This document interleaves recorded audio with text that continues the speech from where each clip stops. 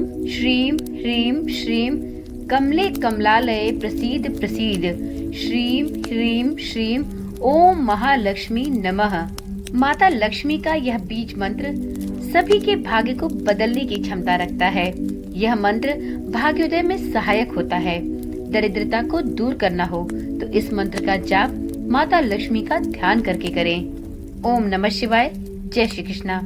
आप सभी का सनातन धर्मसार चैनल पर बहुत बहुत स्वागत है। आप सभी को अगहन गुरुवार व्रत की अत्यंत हार्दिक शुभकामनाएं।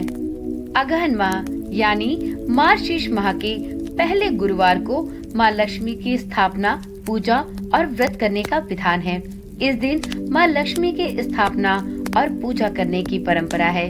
मान्यता है कि तुलसी और लक्ष्मी की पूजा पूरे अगहन माह में या फिर इस माह के पड़ने वाले प्रत्येक गुरुवार को करने से व्यक्ति के जीवन में अन्न और धन की कभी कमी नहीं होती।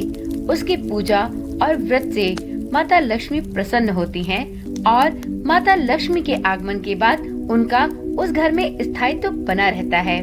अगहन के हर बृहस्पतिवार को माता लक्ष्मी की पूजा के साथ ही माता लक्ष्मी की व्रत कथा का भी श्रवण अवश्य करना चाहिए। इस कथा को सुने बिना अगहन गुरुवार का व्रत अर्थात माता लक्ष्मी के लिए किया गया व्रत अनुष्ठान अधूरा फल देने वाला होता है। तो आज की वीडियो में हम सुनेंगे अगहन गुरुवार के व्रत के दिन सुनी जाने वाली माता लक्ष्मी की व्रत कथा। तो एक बार माता लक्ष्मी का हृदय से मनन करते हुए, उनकी स्तुति करते हुए इस पावन और पुण्यकारी कथा का श्रवण करते हैं। ओम ह्रीं ह्रीं श्रीं लक्ष्मी वासुदेवाय नमो नमः। श्री अगहन बृहस्पति व्रत कथा या श्री महालक्ष्मी की व्रत कथा के श्रवण और पठन करने से दुख दरिद्रता दूर हो जाती है। श्री महालक्ष्मी माता की कृपा से व्यक्ति को सुख, संपत्ति, ऐश्वर्य की प्राप्ति होती है। मन की सभी इच्छाएं पूर्ण होती हैं। श्री महालक्ष्मी माता के अनेक रूप तथा अनेक नाम हैं। भूतल में वे छाया, शक्ति, तृष्णा, शांति, जाति, लज्जा, श्रद्धा, कांति, वृत्ति, स्मृति, दया, तुष्टि, माता, अधिष्ठात्री एवं लक्ष्मी के रूप में स्थित है। उन्हें हम प्रणाम करते हैं। कैलाश पर्वत पर पार्वती, क्षीर सागर में सिंधु कन्या, स्वर्गलोक में महालक्ष्मी, भूलोक में लक्ष्मी, ब्रह्मलोक में सावित्री, ग्वालों में राधिका, वृंदावन में रासेश्वरी, चंदन वन में चंद्रा, चंपक वन में गिरजा, पद्म वन में पद्मा, मालती वन में मालती, कुंदन वन में कुंददंती, केतकी वन में सुशीला, कंद वन में कंदमाला, राजप्रसाद में राजलक्ष्मी और घर घर में गृहलक्ष्मी इन विभिन्न नामों से पहचानी जाती हैं।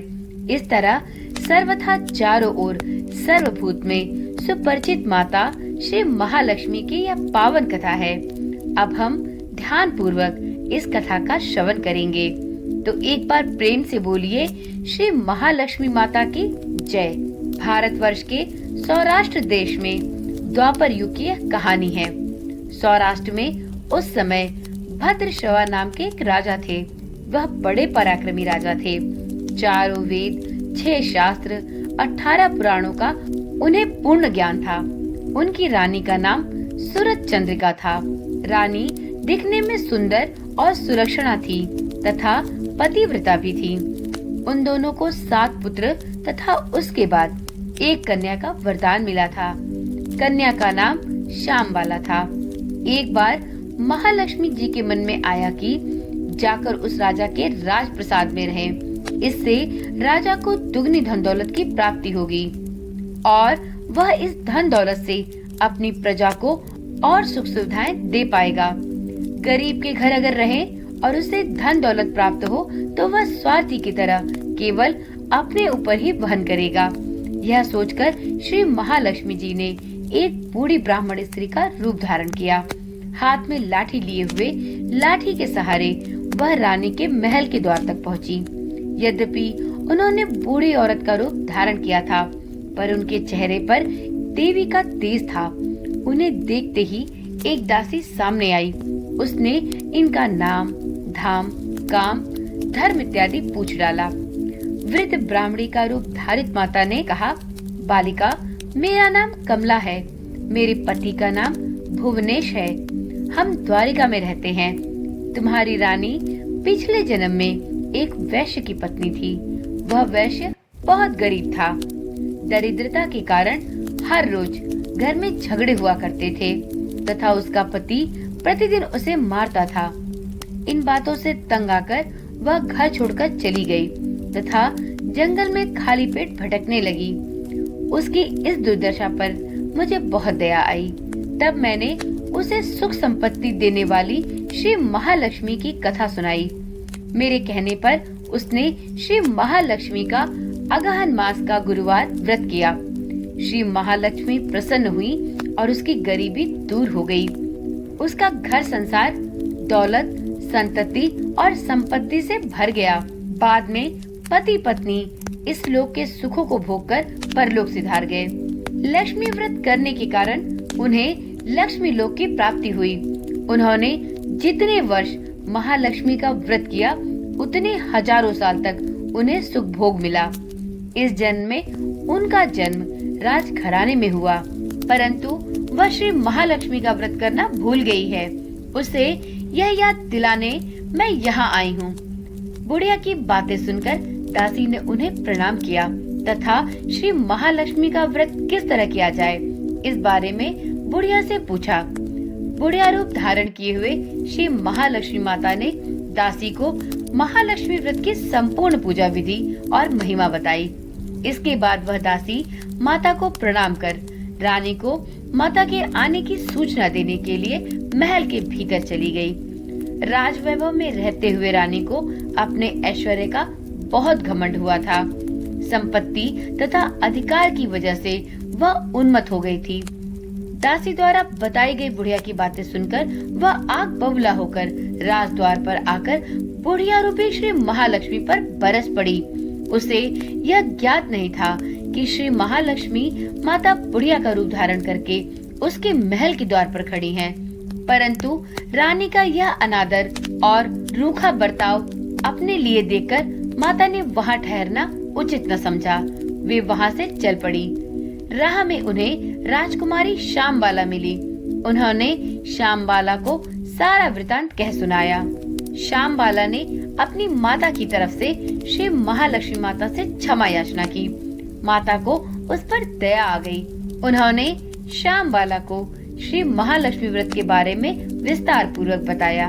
उस दिन अगहन अर्थात मार्गशीर्ष माह का पहला गुरुवार था। श्यामबाला ने परम श्रद्धा से श्री महालक्ष्मी का अगहन गुरुवार का पहला व्रत रखा। फलस्वरूप राजा सिद्धेश्वर के सुपुत्र मालाधार से उसका विवाह संपन्न हुआ। वह धन दौलत ऐश्वर्य वैभव से मालामाल हो गई। पति के साथ ससुराल में आनंद से दिन बिताने लगी। इधर श्री महालक्ष्मी का रानी पर प्रकोप हुआ। फलस्वरूप राजा भद्रश्रवा का राज्य एवं राज कारोबार नष्ट हो गया। यहाँ तक कि भोजन के भी लाले पड़ गए। ऐसी परिस्थिति में एक दिन रानी ने अपने राजा से निवेदन किया कि हमारा दामाद इतना बड़ा राजा है, धनवान है, ऐश्वर्यशाली है, क्यों ना उसके पास जाएं, अपना हाल उसे सुनाएं, वह जरूर हमारी मदद करेगा। इस बात पर राजा भद्रश्रवा दामाद के पास रवाना हुए। दामाद के राज्य पहुंचकर एक तालाब के किनारे थोड़ी देर विश्राम करने के लिए ठहर गए। तालाब से पानी लेने आते जाते दासियों ने को देखा तो उन्होंने विनम्रता से उनकी पूछताछ की। जब उन्हें ज्ञात हुआ कि वह रानी श्यामबाला के पिता हैं, तो दौड़ते हुए जाकर उसने रानी को सारी बात बताई। रानी ने दासी के हाथ राज परिधान भेजकर बड़े ठाट से अपने पिता का स्वागत तथा आदर सत्कार किया, खान पान कराया। जब वह लौटने लगे तो पुत्री ने सोने की मोहरों से भरा एक घड़ा अपने पिता को उपहार स्वरूप दिया। राजा भद्रश्रवा जब वापस अपने नगर को लौटे तो उन्हें देखकर रानी सूरज चंद्रिका बहुत प्रसन्न हुई। उन्होंने सोने की मोहरों से भरे घड़े का मुंह खोला, पर हाय भगवान, घड़े में धन के बदले कोयले मिले। यह सब श्री महालक्ष्मी के प्रकोप से हुआ। इस प्रकार दुर्दशा में और कई दिन बीत गए। इस प्रकार रानी स्वयं अपनी कन्या के पास पहुंची। वह दिन अगहन माह का अंतिम गुरुवार था। श्यामबाला ने श्री महालक्ष्मी का व्रत रखा था। श्यामबाला ने अपनी माता से भी यह व्रत करवाया। इसके बाद रानी जब अपने घर आई तो महालक्ष्मी का व्रत करने से महालक्ष्मी की कृपा से उसे पुनः अपना राजपाट, धन दौलत और ऐश्वर्य प्राप्त हुआ। वह फिर से सुख, शांति और आनंद में जीवन बिताने लगी। कुछ दिनों बाद राजकन्या श्यामबाला अपने पिता के घर आई। उसे अपने घर देखकर सूरज चंद्रिका को पुरानी बातें याद आई। यह भी याद आया कि श्यामबाला ने कैसे अपने पिता को घड़ा भरकर कोयला दिया था और उसे कुछ भी नहीं दिया था। इसी कारण श्यामबाला को पिता के घर आने पर उसका कोई आदर आतिथ्य नहीं हुआ, बल्कि उसका अनादर किया गया। पर उसने इस बात का बुरा नहीं माना और अपने घर वापस लौटते समय उसने पिता के घर से थोड़ा नमक ले लिया।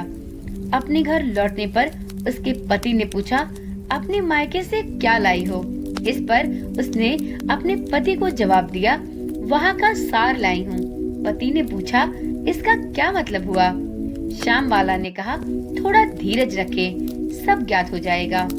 उस दिन श्यामबाला ने सारा भोजन बिना नमक के बनाया और पति को परोस दिया। पति ने जब भोजन चखा, सारा भोजन नमक के बिना बेस्वाद लगा। फिर श्यामबाला ने थाली में नमक डाला। इससे सारा भोजन स्वादिष्ट लगने लगा। तब श्यामबाला ने अपने पति से कहा, यही है वह मायके से लाया हुआ सार। पति को अब उसकी बात समझ में आई। पति ने कहा, यह तो सही बात है। फिर वह दोनों हंसी मजाक करते हुए भोजन करने लगे। कहा गया है कि इस तरह जो भी कोई साधक श्रद्धा भाव से श्री महालक्ष्मी की पूजा अगहन के पड़ने वाले सभी गुरुवार को करता है, उसे माता महालक्ष्मी की कृपा प्राप्त होती है। सुख, संपत्ति, शांति के साथ साथ उसकी सभी मनोकामनाएं भी माता लक्ष्मी के द्वारा पूर्ण की जाती हैं। परंतु यह सब प्राप्त होने पर माता लक्ष्मी की पूजा को भूलना नहीं चाहिए। प्रत्येक अगहन गुरुवार को व्रत करने के साथ ही इस व्रत कथा का पाठ भी अवश्य करना चाहिए और इस तरह से श्री महालक्ष्मी की महिमा भक्तों की सभी मनोकामनाएं पूर्ण करती हैं। हे माता लक्ष्मी, जिस प्रकार से आपने श्यामबाला और उसके माता पिता के जीवन को धन धान्य से परिपूर्ण किया, उसी प्रकार से आपका व्रत करने वाले संपूर्ण निष्ठा के साथ इस व्रत कथा को सुनने और अपने परिवारजनों को सुनाने वाले सभी भक्तों पर अपनी कृपा दृष्टि बनाए रखना। सभी के घर में अपना स्थायी निवास रखना। इसी मनोकामना के साथ श्री अगहन बृहस्पति व्रत कथा या श्री महालक्ष्मी की गुरुवार की कथा यहीं पर संपूर्ण होती है। तो एक बार प्रेम से बोलिए, श्री महालक्ष्मी माता की जय।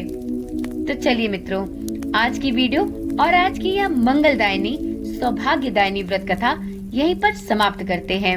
वीडियो में सुनाई गई कथा यदि आपको रोचक और लाभवर्धक लगी हो तो इस वीडियो को लाइक करें और इसी प्रकार की जानकारी वाली वीडियोस और रोचक कथाएं सुनने के लिए चैनल को अभी ही सब्सक्राइब कर लें, जिससे इस चैनल पर डाली जाने वाली सभी वीडियोस की सूचना आपको नियमित रूप से मिलती रहे।